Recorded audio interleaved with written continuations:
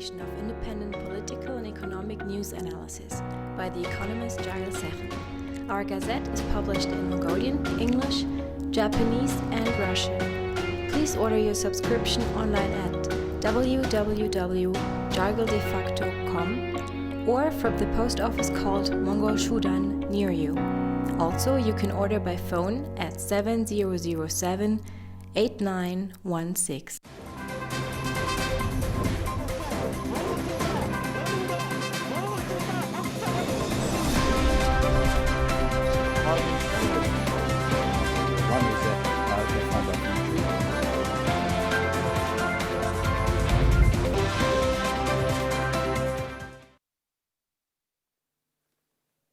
Good evening. Welcome to Defacto Review, our weekly in-depth analysis on the current news and affairs with our commentator and economist, Mr. Jargal Defacto. Good evening. And I'm your host, Namsred Sindh. You can join in on our conversation on MNB World Facebook page and on Twitter with hashtag Jargal_Defacto. Now let's take a look at our topics for today. How to use force majeure certificate. Quality of education in Mongolia. Unending land dispute of Bogd Khan Mountain.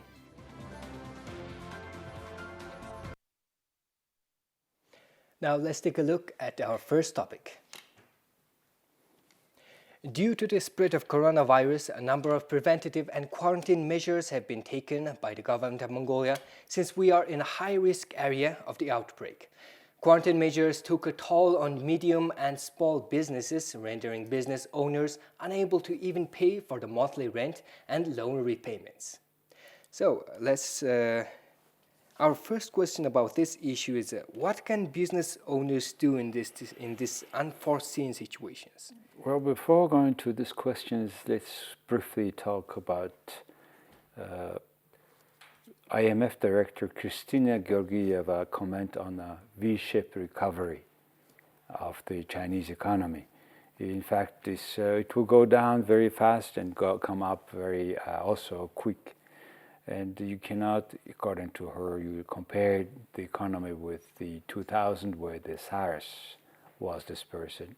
At that time, the Chinese economy was 8% of the world economy, and the economy of the world was in a much better shape. Today, Chinese economy is 19% of the world economy, and we are not in very good, strong shape as a world.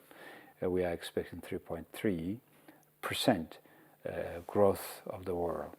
In this situation, all the world, in particular Asian countries, Mongolia, dependent on this situation, how this coronavirus will spread ahead.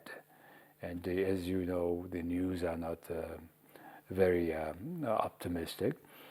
So in that circumstances, back to your questions, what business can do in that circumstance in Mongolia?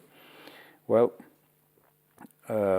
first of all, Mongolian businesses can write a letter to their commercial banks where they have a bank credit if they have. Chamber of Commerce of Mongolia had announced recently that they will issue a certificate for those who applies for that, because this force measure don't depend on a person or a company. It's one of the factors that nobody can overcome. So they are issuing certificate for those for any company, they say. But however, their certificate of force majeure was not much accepted before, if you take a history back. During SARS, the similar things were happening, but they still banks, though, still companies who owns credit to the commercial banks had a hard time that time. Now, commercial banks are still reluctant to accept the certificate, as they find the Chamber of Commerce serves their members, and it may have a conflict of interest issuing for their members this kind of certificate. So it is a question really for the society to think again what we can do in this kind of similar situations of force majeure. who will be the institute? Probably better to be independent institute who can issue this certificate. The second thoughts about that is also this arbitration court, which belongs to the staff or under the Chamber of Commerce of Mongolia, also have the same comment from the third party. So these two things: one is certificate about force majeure, and the arbitration court to be kind of under an independent agency. And in this case of this coronavirus, it's a matter of also how long it will go on, and nobody knows how long it will go on so far. So what of the social responsibilities of big companies and groups? They already have found their footings. Actually, it's a matter of big and small, whatever size companies, because we have the concerns that getting spread all around the world.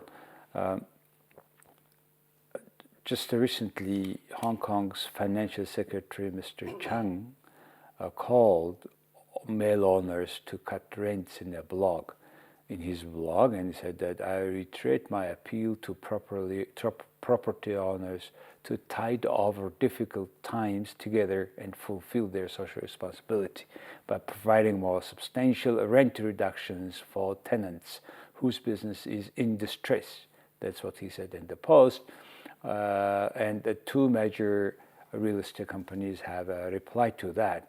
A company called Sang Hung Kai Properties, Hong Kong's biggest developer by market value, and also another company called Lang Kwai Fong Group, the biggest bar and restaurants and landlord in the city central district. Both have initiated that they will cut 50% their rents at its shopping centers, by about 50% in February, and which is a good gesture. And Mongolian real estate companies and other similar companies will have to do the same, as really. Otherwise, it's very hard for Mongolian companies to pay their rents, and it is a good thing for thoughts for Mongolia about the social responsibility of companies. Of course, it matters all companies, all sizes of companies, and also it matters professional unions, industry unions, to think again how their member companies are having a social responsibility. And it's a good time to see who is who, as somebody has to really react to. We need to support each other. And I hope the Bank Association of Mongolia will have the similar actions. Of course, it depends case by case. Whatever commercial bank needs, if all commercial banks will consider the difficult situation of a company who are really in a bad shape because the coronavirus, in particular Mongolia had closed border with China by all points. So it is a time to think again about social responsibility of companies in Mongolia. So about this issue, Ulaanbaatar Chamber of Commerce made an appeal to make a budget amendment. So is this really necessary? It is true. We have two chambers at the level of the nation and the level of Ulaanbaatar city. By the way, both are not obligatory for members, which is not very good in case of businesses, because in European countries where the parliament, the chamber members is required, they have more dynamic, vibrant business environment. So Ulaanbaatar City Chamber of Commerce had appealed the state and the city to reconsider the budget they have approved due to the coronavirus situation, and many companies are not able now because we so much dependent on China. 90% of Mongolian export depends on China. All things stopped now with the human. Otherwise the export and import cargo goes through the border, as it is not transmitting disease. So that's what's happening, and they ask the states, for example, to make amendments in the budget for this year. I think it's a valid concern, because if the companies cannot pay their taxes because they have no businesses, certainly the income of state budget will be lower than expected, and accordingly the state to cut expenses of the budget. Otherwise, there will be more deficit, and it is not good for a country which has already huge amount of foreign debt. We are one of the most debt sank country in the world. So we would do. I mean, the government should not be allowed to have a more loan, increasing our foreign debt in the country. So I think this demand or appeal is relevant, and I think sooner or later the state has to consider, in particular for this year, because this year is the year of election. As usual, our government is spending more money as investment in local areas, local summers, mostly their constituencies where they want, well, expected to be or hope to be elected. So we do think again about not only concern about the coronavirus, but the consequences of that stagnation on our budget. So I think it is must. Okay, so let's get into our second topic about the quality of education in Mongolia. The Education Evaluation Center held a press briefing after the online registration of the general entrance exam has started. Department Director of the Education Evaluation Center, Ilkambat, said during the press briefing, there is no national level research to determine educational quality of Mongolian students. Thus, it is impossible to determine the educational quality of Mongolia. And this speech really attracted a lot of attention to the Education Evaluation Center. So our first question about this one is, educational sector itself does not know the educational quality of Mongolian students. So where should we even start to talk about this? Indeed, it really attracts a lot of attention when you think that the country, the Minister of Education, and its right hand, which is the Education Evaluation Center, doesn't know overall total quality of education. Well, at least it's honest expressions of their thought. They made for 9th grade only last year nationwide estimation evaluation of quality of the 9th graders, and they have ranked all schools by the mark the students got, and they have also named top 40 schools of the country. And good thing is they are now intending to have international standard in the country. You know, there is a so-called PISA survey. It mostly has to do with OECD countries, which tests the capacity of students, 15 years old students across the member of those countries, more than 30 countries of OECD, and they check the capacity of students to think mathematics, to calculate mathematics, science, and reading capacity, and which gives a pretty much realistic picture what is the level of education quality of those countries. And by the way, Finland, South Korea, Singapore have always almost number one or number two, the first three places. Mongolia, good news, is going to be surveyed, covered by this survey from the next year.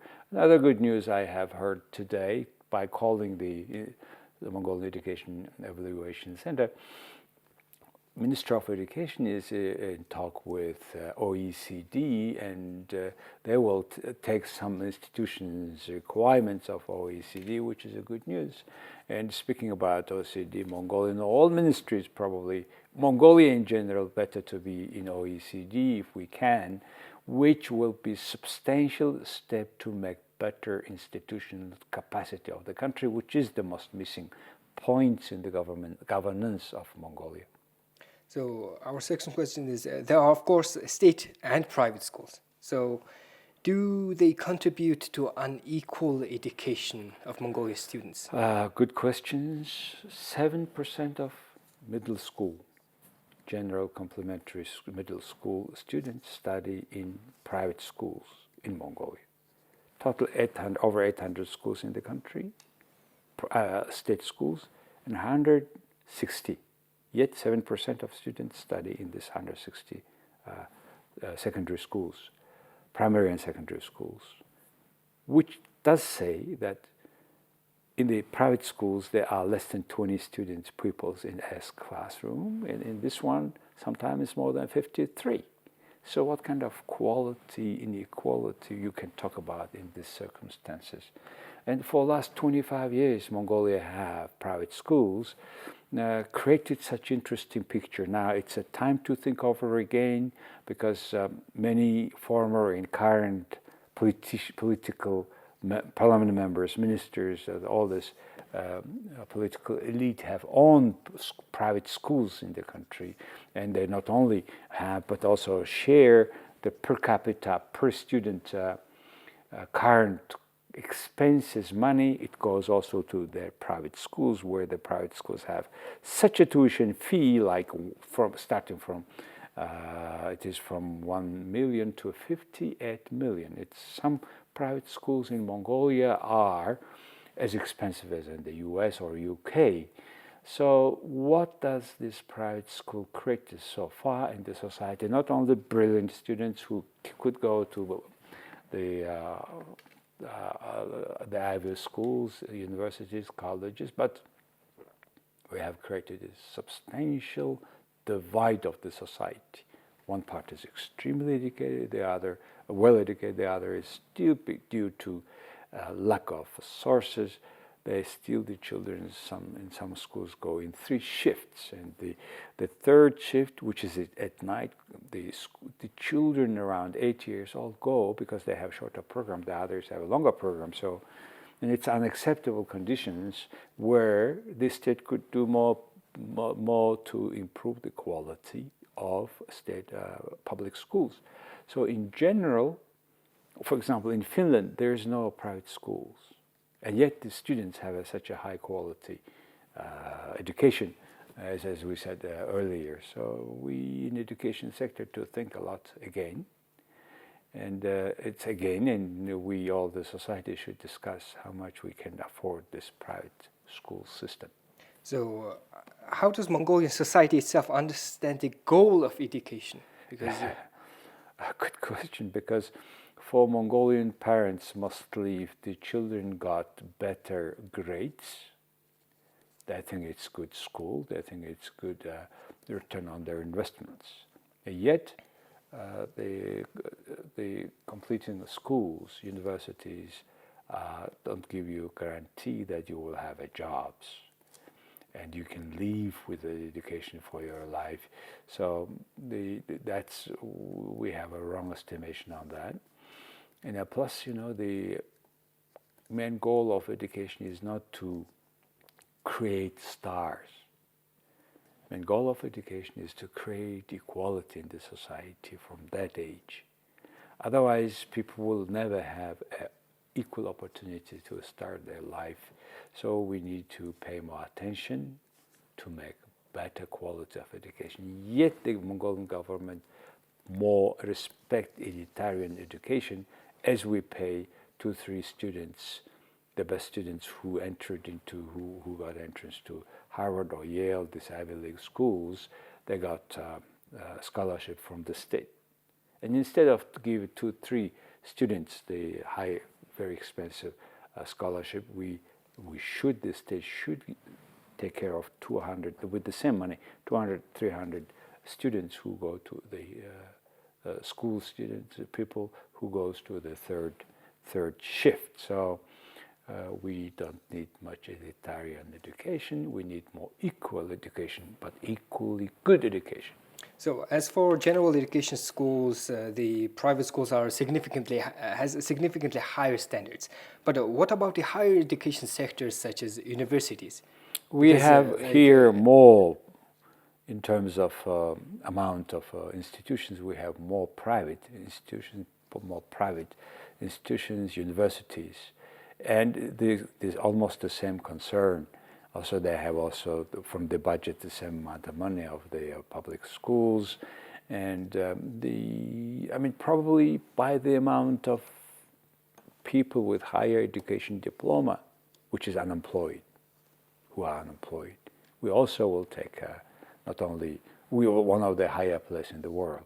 Per capita, with people with higher education diploma, Mongolia is one of probably leading countries, and by the same amount, by those who has diploma yet no jobs, the same leading accounts, I think. Okay, so let's get into our third topic. The Minister of Environment and Tourism issued a decree in 2018 and 2019 and cancelled land use rights on Bogd Khan Mountain of 140 entities and companies. Despite this, some of the companies and entities sued the Ministry of Environment and Tourism and got a favorable decision for themselves. Senior lawyer of the ministry's law department say that this problem has come to a stalemate. So our first question about this one is, apparently the Ministry of Environment and Tourism itself has no authority over the companies which it gave permission of land use to. So how did this even happen in the first place? This is the limbo that Mongolian state, not only this ministry, all other ministries are in. You know, previous ministries have given permission, illegal permission to companies. Those companies, some of them invested money there. Now when they say the next minister come and disregard that permission, they go to the court. The court says, look, they got permission by law, by the minister of this environment, etc. So we are in such a bad situation for many years, and it is not secret that Bogd Mountain, the south mountain of Ulaanbaatar city, which is a quite large territory and which covers many valleys. And all those valleys are already misused. Every valley is a monument to corruption in this country. And the ministries of all these organizations have been given permissions, taken money under the table, where there were several court cases, and we don't know where are these people. Nobody got punished, and yet we have suffered losing public property to private individuals who are misusing it. I mean, now they have 140 companies you are mentioning about have from 1 to 60 hectares of land, one company, and they are selling it, retailing it, and they're making money out of nothing, out of our property, and yet Mongolians are not mature enough to go out and demand the justice. Nobody's going there. I mean, here and there some noises, but overall we are cheated by our government. They are stealing our property and selling it, and now to such a level that we cannot call back those places. And because there are many people just paid it and bought the land, bought the apartments there in Zaiseng and all the valleys. I have this 40 companies list, for example, who owns what, but so what? Now we are in such a dilemma. It's again a quality and of the governance and corruption in this state, which came to the level that we cannot solve. So, according to the information provided by the ministry officials, Mongolian National University, not to be confused with the State University of Mongolia, has fenced up 40 hectares of land and are not paying tax or running any operations on that land. So, does this mean that this entity has higher authority than the ministry itself? It looks like two things.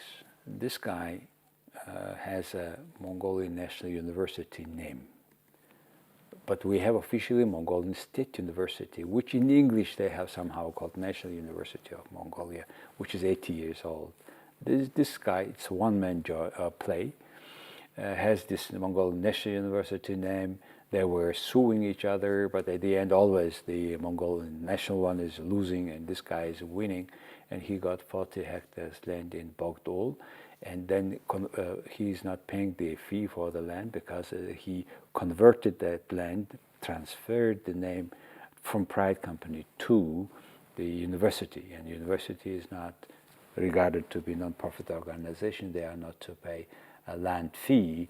This is the way how things go in this country, and it came too late, too deep, and plus it is protected by a group of businesses from a particular IMAC, not group of business, but group of parliamentarians, ex-ministers, and they act in Mongolia. This each IMAC, they have each IMAC council, that council is kind of mafia, and they are, through all the parties, whatever government is changing, they are keeping this kind of structure, supporting a company from their own IMAC. So unfortunately, that's the case, and I mean, they have a whole access to Bogd Mountain from Zaiseng, and after long conversations, fights, they somehow freed some access to the Bogd Mountain.